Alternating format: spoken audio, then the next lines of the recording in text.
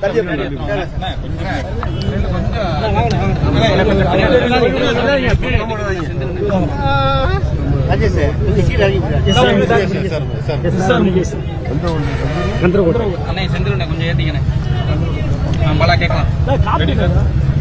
அண்ணாமலையின் அரசியல் பயணம் லட்சக்கணக்கான தொண்டர்கள் அவரோட சேர்ந்துகிட்டு இருக்காங்க. அது குறித்து உங்களோட கருத்து என்ன சார்?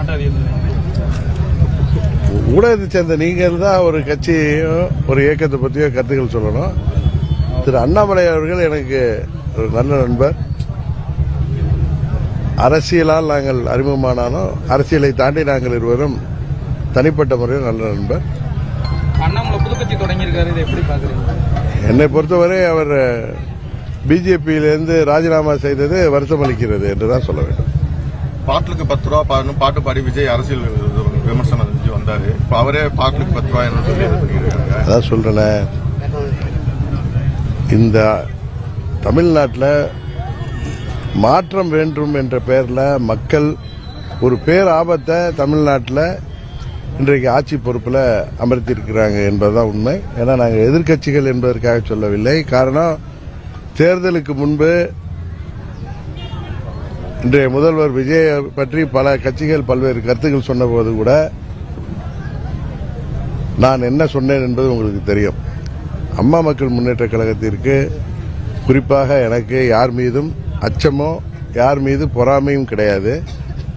திரு விஜய் அவர்கள் சினிமா உலகத்திலிருந்து திரை உலகத்திலிருந்து ஒரு உச்சபட்ச நடிகராக இருந்து இன்றைக்கு அரசியலில் வந்து கட்சி தொடங்கியிருக்கிறார். அவரால் தமிழ்நாட்டில் அரசியலில் மற்ற கட்சிகளுக்கு பாதிப்பு வரும்னு நான் அன்றைக்கே சொன்னேன். அன்றைக்கு கூட நீங்கள் கேட்டீங்கன்னா அவரோட கூட்டணிக்கு போறீங்களான்னு. கூட்டணிக்கு போறது போகாதுங்கிறது ரெண்டாவது விஷயம். ஆனால் யதார்த்தத்தை சொல்பவன் நான். இன்றைக்கு அதே தினகரன் இன்றைக்கு என்ன சொல்கிறேன் என்றால், தமிழ்நாட்டு மக்கள் திமுகவிற்கும் அதிமுகவிற்கும் மாற்று என்ற பெயரில் இன்றைக்கு பெரிய ஒரு பேராபத்தை தமிழ்நாட்டில் இன்றைக்கு வருவதற்கு வாய்ப்பை தந்திருக்கிறார்கள். இதை விரைவிலே அவர்கள் உணர்வார்கள் என்பதுதான் உண்மை. கேளுங்க, விஜய் அவர்கள் 108 தொகுதிகளில் வெற்றி பெற்றிருக்கிறார். எதிர்க்கட்சிகள் 126 தொகுதியில் வெற்றி பெற்றிருக்கோம். விஜய் அவர்கள் 1.25 கோடி வாக்குகள் வாங்கியிருக்கார். எதிர்க்கட்சிகள் கிட்டத்தட்ட 3 கோடி வாக்குகள் வாங்கியிருக்கு. இதை அந்த கட்சியில உள்ளவர்களும் விஜயால் ஆச்சரியக்குறி என்று பெருமைப்படக்கூடியவர்களும் உணர்ந்து செயல்பட வேண்டும். நீங்க கூட இப்ப கேட்டீங்க, கரூர்ல போய் பாட்டு பாடி 10 ரூபா வாங்குறாங்கன்னாங்க. இன்றைக்கு அது தொடருது. நீதிமன்றம் வரைக்கும் போய் என்ன மாதிரி ஒரு நிலைக்கு போயிருக்குன்னு தெரியும். அதுபோல விஜய் கட்சியை சேர்ந்தவர்களும் அவருக்கு ஆதரவானவர்களும் சொல்றாங்க, இப்பொழுதுதானே ஆட்சிக்கு வந்திருக்காங்க, நிர்வாக பயிற்சி எல்லாம் புதியவர்கள் வேற, ஒரு புதிய ஆட்சி வர்றப்ப அவர்களுக்கு 6 மாதம் அவகாசம் கொடுக்க வேண்டுமே, அதை விட்டுவிட்டு எதிர்க்கட்சிகள் எல்லாம் குற்றச்சாட்டு சொல்கிறீர்களே என்று கேட்கிறார்கள். உண்மையில நாங்கள் 6 மாதம் அவகாசம் நிர்வாக பயிற்சியாக எடுத்துக்கொள்வதில் எந்த தவறும் இல்லை. தேர்தல் வாக்குறுதிகளில் அவங்க சொன்னதையெல்லாம் உடனே நிறைவேற்ற சொல்லி தமிழ்நாட்டு மக்களும் கேட்கல, விவசாயிகளும் கேட்கல, எதிர்க்கட்சிகளும் ஆட்சிக்கு வந்து ஒரு வாரத்தில் நீங்க உங்களுடைய தேர்தல் வாக்குறுதிகளை நிறைவேற்றவில்லை என்று யாரும் கேட்கல. அவர் தான் முதல் கையெழுத்தா 500 யூனிட் மின்சாரம் 500 யூனிட் மின்சாரம் வரை பயன்படுத்துபவர்களுக்கு 200 யூனிட் இலவசம் என்று அவர் தான் வந்து அறிவித்தார். அதுல என்ன கேள்வி கேட்டோம்? அவர் என்ன சொன்னார் தேர்தல் வாக்குறுதியில்? மாதம் ஒன்றுக்கு 200 யூனிட் மின்சாரம் இலவசமாக வழங்கப்படும் சொன்னார். அவர் அறிவிப்புல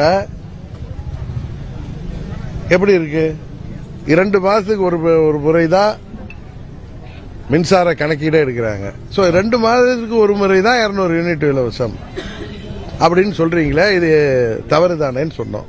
அது மாதிரி விவசாயிகள்லாம் எங்களுக்கு உடனே விவசாய கடனை நீங்க சொன்னீங்களே, 5 ஏக்கர் வரை நிலம் வைத்திருப்பவர்கள் வாங்கிய கடனை எல்லாம் 100% நான் தள்ளுபடி செய்வேன்.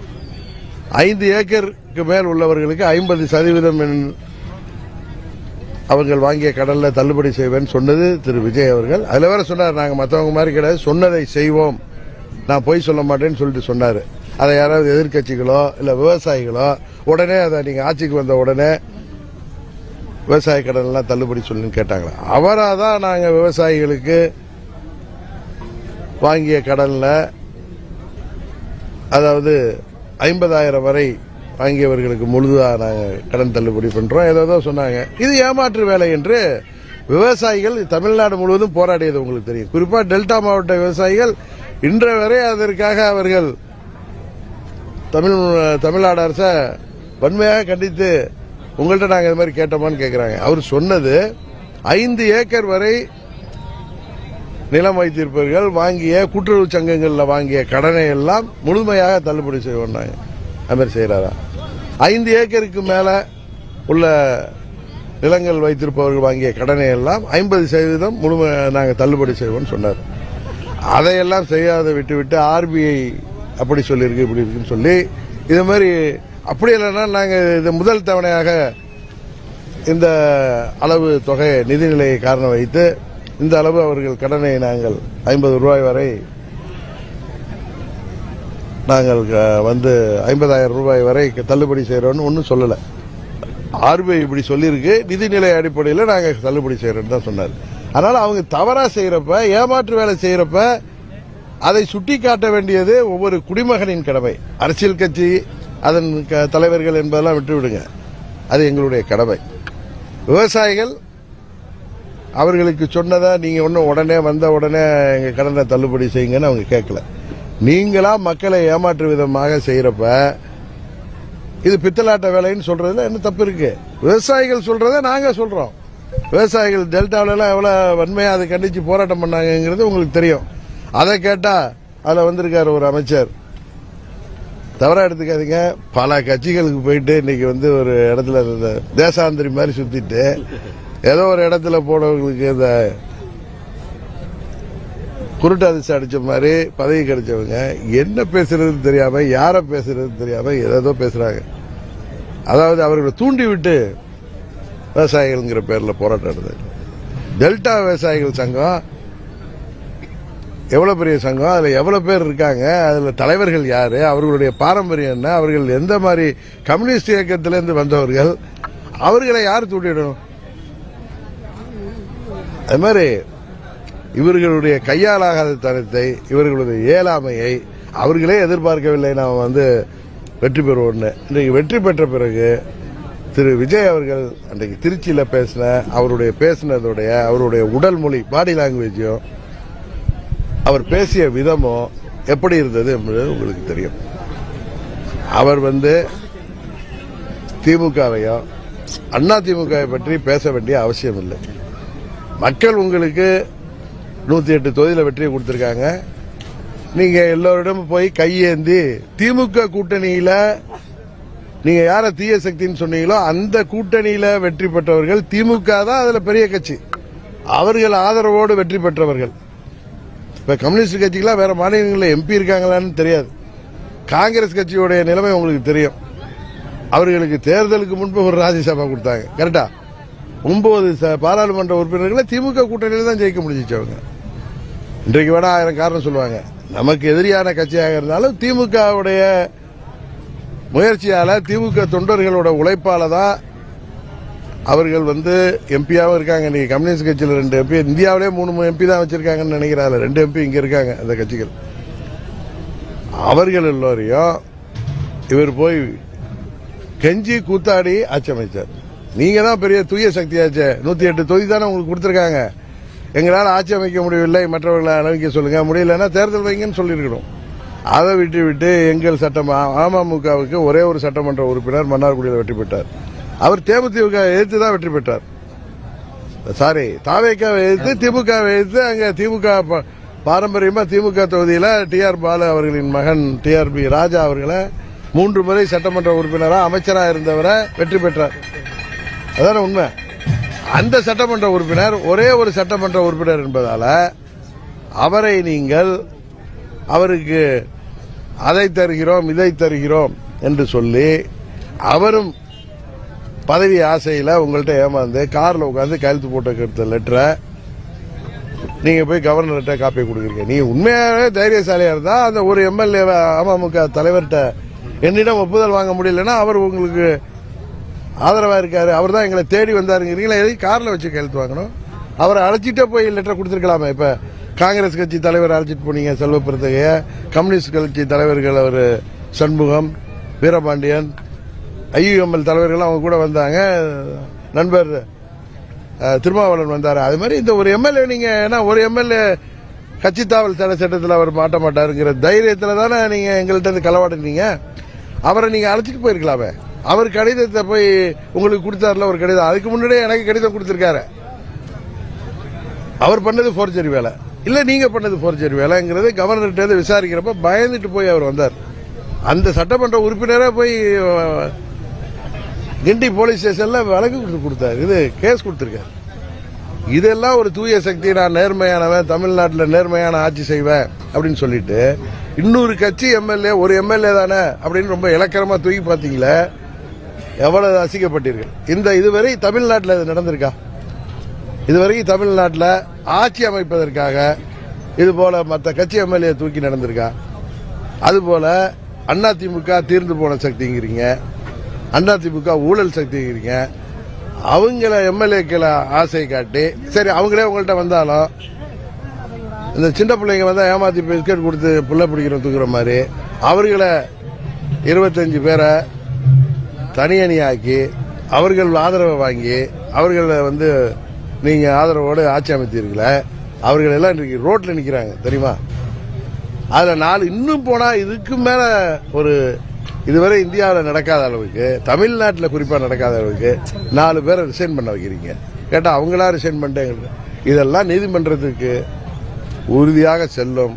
அதற்கான நேரம் என்ன கட்சி தாவுறாங்கல்ல இப்ப இல்ல இதுல கட்சி தாவல் செய்ய இல்லங்க இல்ல அவங்க மேல அதிமுகவில இருந்து கட்சி தாவல் தடை சட்டப்படி அவங்க மேல நடவடிக்கை எடுக்கணும்னு அதன் பொதுச் செயலாளர் லெட்டர் கொடுத்திருக்கப்ப சபாநாயகர் சட்டத்திற்கு புறம்பாக தான் அதை ஏற்றிருக்காரு. இன்னொன்னு அது உறுதியாக அது நீதிமன்றத்துக்கு உரிய நேரத்தில் செல்வாங்க. உடனே போகணும்னு அவசியம் இல்லையா, உரிய நேரத்தில் செய்வாங்க. உங்கள் தவறுகளை மேல தவறுகள் செய்றீங்க. அரசியலமைப்ப அம்பேத்கர் சிலையை உங்களுடைய கொள்கை தலைவர்னு சொல்லிட்டு அவரை கொண்டு வந்த அரசியலமைப்பை நீங்க தவறா பயன்படுத்துறீங்க. இன்னொன்னு தம்பி, நீங்க சொல்ற மாதிரி இவங்க சட்டத்துக்கு புறம்பா செயல்படுறாங்க. அதுக்கு என்ன சட்டத்தை மாற்றணும்னு அவசியம் இல்லை. இவங்க சட்டத்துக்கு ஒரு எம்எல்ஏவா இருந்தாலும் இதே மாதிரி ஆட்சி அமைப்பதற்கு அவங்களுக்கு தேவை இருக்கிறப்ப அதுல என்ன குதிரை பேரை வரதானே செய்யும். இப்படி சுயநலத்திற்காக எம்எல்ஏ பதவி ராஜினாமா பண்ணிட்டு இன்னொரு கட்சியில போய் சேர்றாங்கல்ல, இல்ல அதே மாதிரி அயோக்கிய தரத்தை யாரு ஊக்குவிச்சிருக்கா? இந்த தூய சக்தி தானே ஊக்குவிச்சிருக்கு. அவர்கள் செய்த நான் என்ன சொல்ல, அவர்களும் மாட்டுவார்கள். அவர்களை தூண்டிய நீங்களும் அவங்கள ரோட்ல நிறுத்தினது நீங்க, ஏமாத்தி அழைச்சிட்டு போனது நீங்க, அவங்களா ஏமாந்து வந்தாங்கனால ஏமாத்தினது நீங்க. ஏமாந்து வரா நீ இது மாதிரி வராதுன்னு சொன்னீங்க, தூய சக்தி ஆச்சு. அதே மாதிரி திரு ஆதவ அர்ஜுனா சொல்றாரு, எங்க முதலமைச்சர் படத்துக்கு 200 கோடி வருமானத்தெல்லாம் விட்டு வந்திருக்காருன்னு. ஆனா அவரு தேர்தல் இதுல பாருங்க, அவர் நாமினேஷன்ல அவருடைய சொத்து மதிப்பை அவருடைய 600 கோடி தான் காமிச்சிருக்காரு. முதலமைச்சர் என்ன பேசுறாரு திருச்சியில, நான் கோட்டு சூட்டு போடுறத பார்த்து எல்லாம் அதை பார்த்து கேலி செய்யறாங்க. அப்படி இல்ல, நீங்களே வாயில ஒத்துக்கிட்டீங்க. நீங்க பிளாக் அண்ட் ஒயிட் வர்றேன்னு, பிளாக் அதிகமாகவும் ஒயிட் கம்மியாகவும் இருக்கு அவர்கிட்ட. நம்ம ஊர்ல என்ன சொல்லுவாங்க, கருப்பு படத்தை அதிகமாக பிளாக்கும்பாங்க, வெள்ளை படத்தை கருப்பு ஒயிட் மணியா பிளாக் ஒயிட் வெள்ளைம்பாங்க. கருப்பு வெள்ளையா தானே நீங்க இருக்கீங்க. நீங்க ஒண்ணு நேர்மைன்னு சொல்றீங்களே, என்ன நேர்மை? நீங்க சொல்றது புது இலக்கணம் கண்டுபிடிக்கிறீங்களே. அதனால எப்படியோ தமிழ்நாட்டு மக்கள் இன்றைக்கு உங்களை ஆட்சி பொறுப்பில் எடுத்திருக்காங்க. ஒழுங்காக ஆட்சி நடத்த பாருங்க. அதை விட்டுட்டு நாங்க தான் புதிய அதிமுகன்னு கதை விடுறீங்க. அதிமுக புரட்சி தலைவர் ஆரம்பிச்ச கட்சி, அம்மா அவர்கள் கட்டிக்காத காட்சி. அந்த கட்சியை நீங்க நீர்த்து போன சக்தி, தீர்ந்து போன சக்தின்னு சொல்றதுக்கு உங்களுக்கு என்ன இருக்கு? நீங்க இன்னைக்கு தானே வந்திருக்கீங்க ஒரு நீர்க்கூலி மாதிரி. நீங்க இன்னைக்கு ஏதோ ஒரு அதிர்ஷ்டத்தில் வந்திருக்கீங்கன்னு தான் எல்லாரும் சொல்றாங்க. இன்னொன்னு சொல்றாங்க, நாங்க மதங்களை உடைத்து விட்டோம், ஜாதிகளை உடைத்து விட்டோம். எதுக்கு மயிலாப்பூர்லயும் ஸ்ரீரங்கத்தில் மாற்றி ஒரு குறிப்பிட்ட சமுதாயத்தை சேர்ந்தவரை வேட்பாளராக போட்டீங்க அப்படின்னு முன்னாள் சபாநாயகர் அப்பாவு கேட்கிறாரு, அதுக்கு நீங்க பதில் சொல்ல முடியல.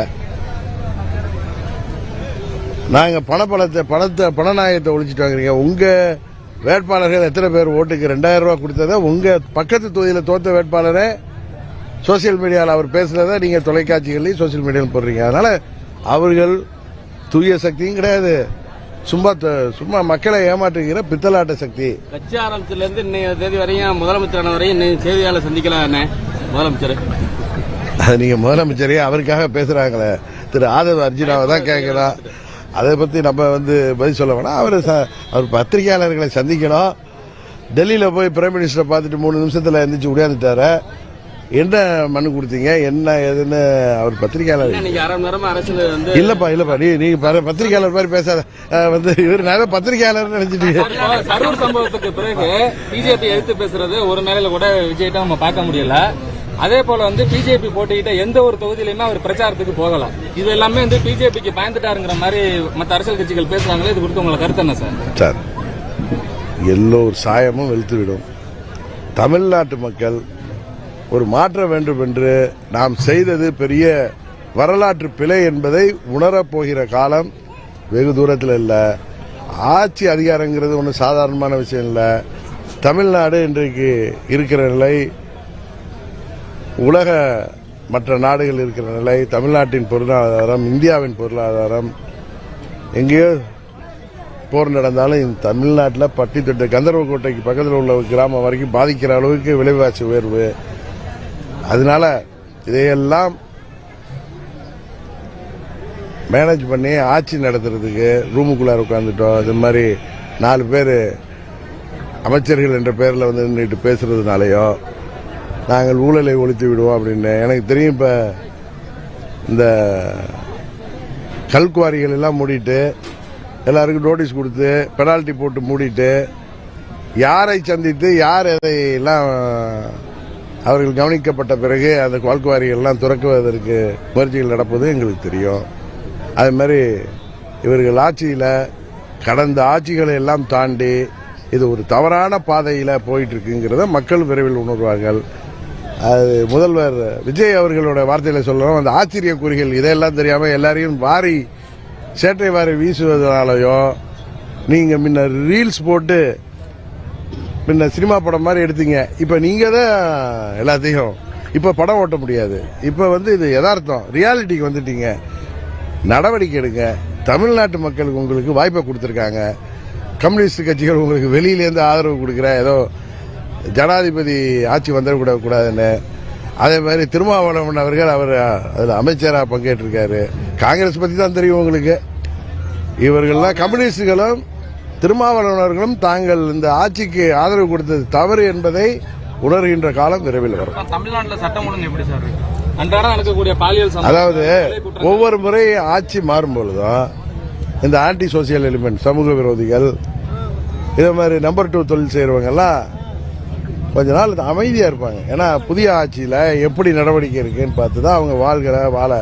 அம்மா மாதிரி ஆட்சினா வாழை சுட்டிட்டு வேற ஸ்டேட்டுக்கு ஓடிடுவாங்க, இல்ல தமிழ்நாடு அமைதியாயிரும்.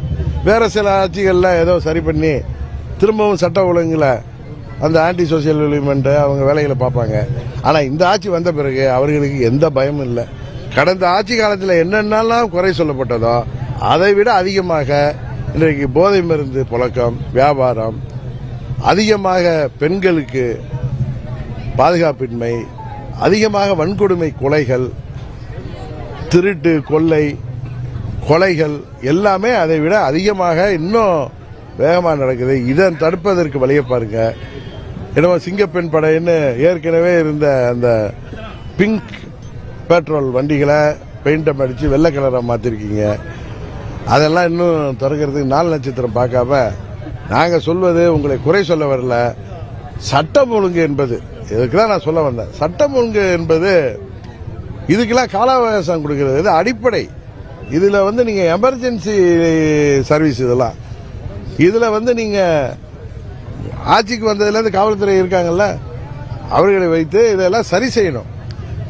இதுல உங்களை கண்டு சமூக விரோதிகள் பயப்படணும். அதை விட்டு நீங்க ஆட்சியை காப்பாத்திக்கிறதுக்கு இந்த பித்தலாட்ட வேலைகளும், எதிர்கட்சிகளை தீர்த்த சக்தி தூந்து போன சக்தின்னு பேசி டயலாக் பேசுறதுக்காக உங்களை மக்கள் அனுமதிக்கல. ஆட்சி பொறுப்புக்கு வந்தீங்க, இன்னும் தேர்தல் நேரத்தில் பேசுற மாதிரியே கத்தி பேசி டயலாக் விடுறதுனாலையும் ஒன்றும் நடக்க போறதில்ல. ஒழுங்காக ஆட்சியை கொடுங்கள் என்பதுதான் தமிழ்நாட்டு மக்களின் சார்பாக மக்களில் ஒருவனாக நானும் சொல்றது. இதை புரிந்து கொள்ளாமல் நீங்கள் உங்களை பார்த்து ஆட்சி நடத்த விடமாட்டேன்னு சொல்றது தவறு. நீங்க இந்த சட்டம் ஒழுங்க சரி பண்ணுங்க, பெண்கள் பாதுகாப்பை இப்ப சரி பண்ணுங்க. குழந்தைகள் முதல் முதியவர் வரை, இன்னைக்கு வயது முதிர்ந்த பெண்கள் வரை இன்றைக்கு பாதுகாப்பற்ற சூழ்நிலையில் இருக்காங்க. வன்கொடுமைகள் அதிகமாயிட்டு, கொலைகள் அதிகமாயிட்டு, அதெல்லாம் கட்டுப்படுத்துகள் தான் நாங்க கேட்கிறோம். Sir, Salem police commissioner press meet வைக்கும் போது 2 நாளைக்கு முன்னாடி எங்களுக்கு கொஸ்டின் எல்லாம் கொடுத்துருங்க அப்படின்னு சொல்லியிருக்காங்க. அது குறித்து உங்களோட கருத்து என்ன? நீங்க முதலமைச்சர் தான் கேட்கணும்.